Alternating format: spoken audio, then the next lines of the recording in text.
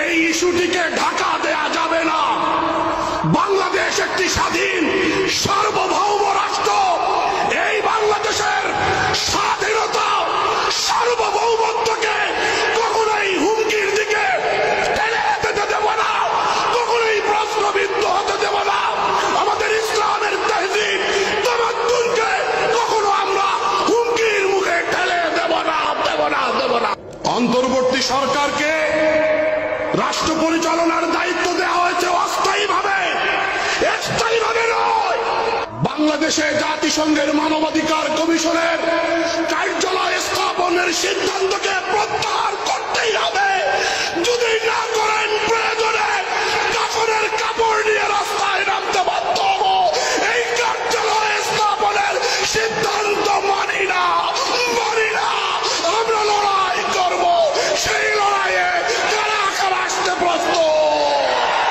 140 কোটি জনসংখ্যার দেশ ভারতে মুসলিম সংখ্যালঘু নির্যাতন কি ভয়াবহ রূপ ধারণ করেছে। বছরের পর বছর ধরে ভারতে মুসলমান সংখ্যালঘুদের উপরে অত্যাচার নির্যাতনের স্টিম রোলার চলছে। ভারতে কেন হাই কমিশনের, জাতিসংঘের মানবাধিকার হাই কমিশনের কার্যালয় নেই?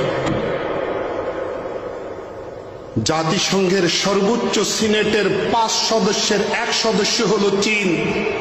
চীনের উইঘুরে মুসলমানদের উপরে নির্যাতন চলছেই। কেন? 5 সদস্যের গুরুত্বপূর্ণ 1 সদস্য হওয়ার পরও চীনে কেন মানবাধিকার কমিশনের কার্যালয় নেই? রাশিয়ার আক্রমণে চীন ইউক্রেন জলে পুড়ে ছাই হয়ে গেল। রাশিয়াও গুরুত্বপূর্ণ সদস্য, কেন জাতিসংঘের মানবাধিকার কমিশনের কার্যালয় নেই? বাংলাদেশে কেন?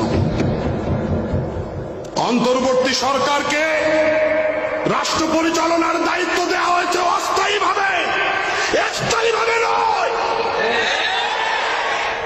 অল্প দিনের জন্য দায়িত্ব দেওয়া হয়েছে, রাষ্ট্রবিরোধী কোন চুক্তি করবার জন্য নয়।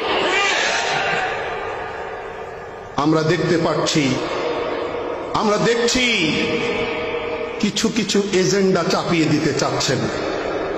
অসম্ভব।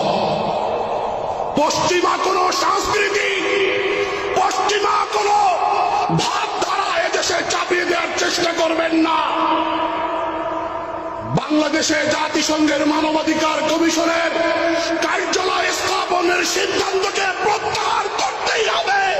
যদি না করেন প্রয়োজনে কাফনের কাপড় নিয়ে রাস্তায় নামতে বাধ্য হব।